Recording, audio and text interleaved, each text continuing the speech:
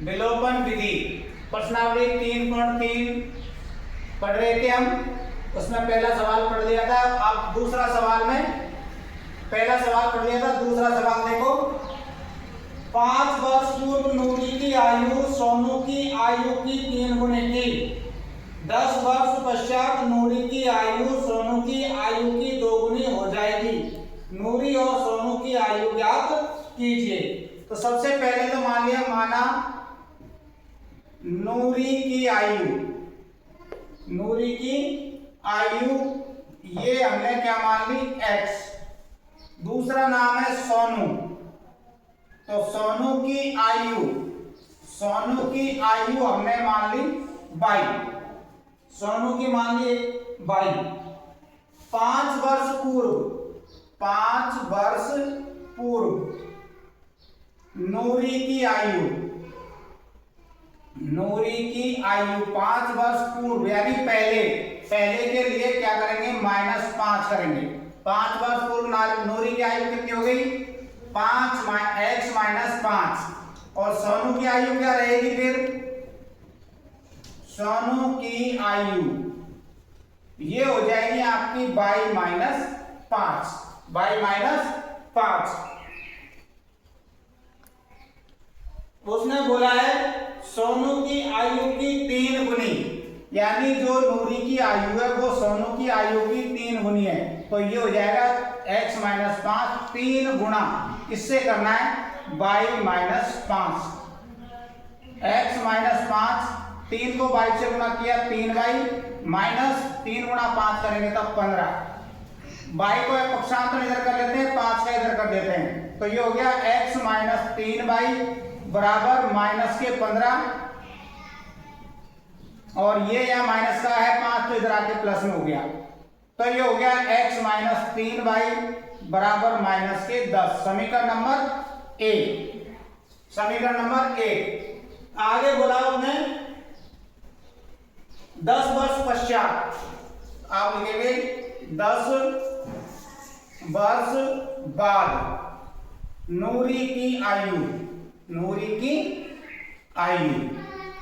बाद का बोला तो x + 10। सोनू की आयु ये हो जाएगा हमारा y + 10। कितने गुनी हो रही है, 2 गुनी। तो अब ये हो जाएगा आपका x + 10 बराबर 2 y + 10। x + 10 2 को 22 से गुणा करो 2y, 2 को 10 से गुणा करेंगे जब 20। y का पक्षांतर इधर करना है 10 का इधर। तो x - 2y बराबर 20 - 10। तो x - 2y बराबर 10। समीकरण नंबर 2।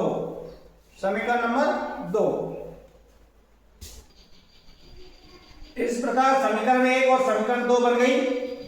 अब विलोपन विधि से हमको x और y का मान ज्ञात करना है, यानी समीकरण 1 में से समीकरण 2 को घटाने पर। समीकरण 1 में से समीकरण 2 को घटाने पर समीकरण 1 को ऊपर लिखेंगे x - 3y बराबर -10 और x - 2y बराबर 10। घटाएंगे, चिन्ह बदलेंगे, ये माइनस का तो प्लस हो जाएगा और ये माइनस हो जाएगा, तो ये तो कट गया। ये ऊपर माइनस के बचे y, और ये माइनस और माइनस के दोनों तो जुड़ेंगे तो माइनस का 20 हो गया।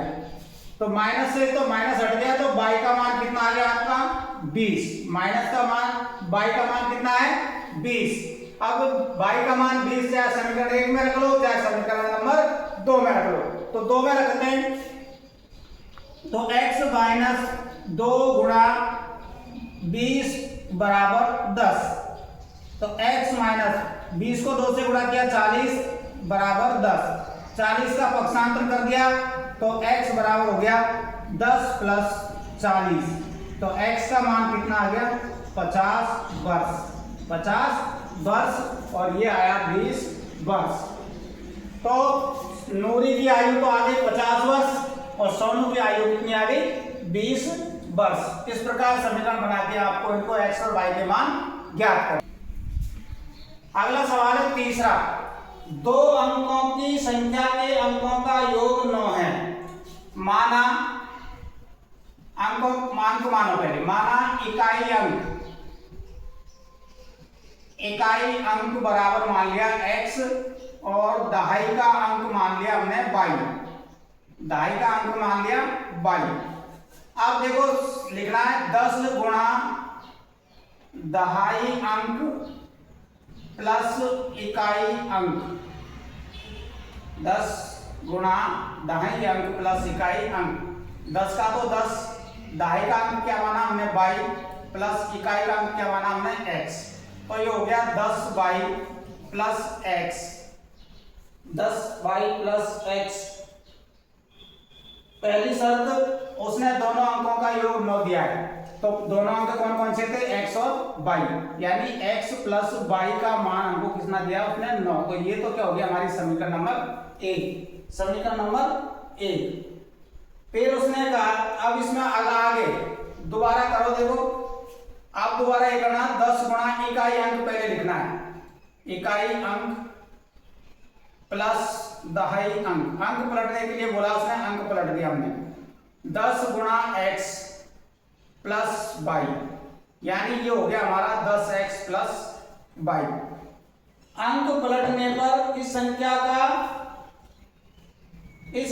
का 9 गुना, संख्या के अंकों को पलटने से बनी संख्या का 2 गुना है, वह संख्या ज्ञात करो।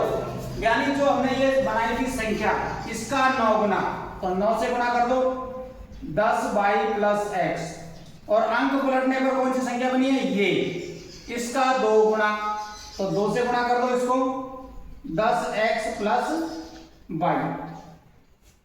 पहले जो संख्या थी हमारी उसको 9 से गुणा करना है, 9 गुना दिया है, और जो अंक पलटने पर संख्या बनी है उसको 2 से गुणा करना है। गुणा करें तो ये हो गया 90y प्लस 9x बराबर 20x प्लस 2y। y का मान एक साइड पर पक्षांतर कर लो, 90y 2 का पक्षांतरण 2y, 20x माइनस का 9x, कितने बच गए ये 88y बराबर ये कितने बच गए हमारे, 9 घटाएंगे तो 11x। तो अब हमारे पास में देखो x, इसको पक्षांतर कर लेते हैं, तो 11x माइनस 88y बराबर क्या होगा 0। 11 का भाग दे दिया हमने, 11 का भाग देंगे तो ये हो गया x माइनस 8y बराबर 0, समीकरण नंबर 2। अब समीकरण 2 को समीकरण 1 में से घटाने पर, समीकरण 1 में से समीकरण 2 को घटाने पर समीकरण 1 लिखेंगे पहले, x प्लस y बराबर 9, x माइनस 8y बराबर 0। चिन्ह बदलो, ये माइनस ये प्लस और ये माइनस, ये कट गया, 8 रे कितने हो गए 9y बराबर 9, तो y बराबर कितना आ गया 1। 9 में 9 का भाग दिया, y का मान कितना आ गया 1, y का मान 1 इसमें रख लो, तो x प्लस 1 बराबर 9, पक्षांतर करो, x बराबर हो गया 9 माइनस 1, x बराबर आ गया आपका 8, x बराबर क्या आ गया 8, यानी इकाई का अंक तो हमारा कितना है 8 और दहाई का अंक कितना आया हमारा 1।